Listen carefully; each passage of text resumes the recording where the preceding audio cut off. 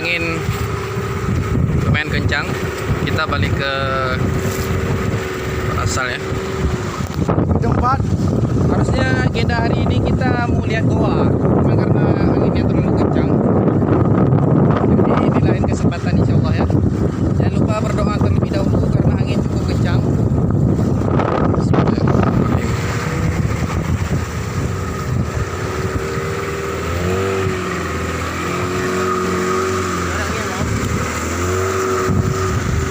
Anginnya cukup kencang, dikhawatirkan kalau terlambat tidak bisa balik lagi.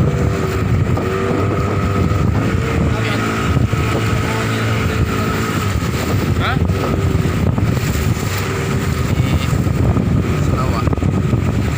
Ini Selawah. Turun deh. Inilah dua pemuda yang bergerak kemana saja sebelum berjuang. Anginnya. Buah ni tentok bang, buah ni.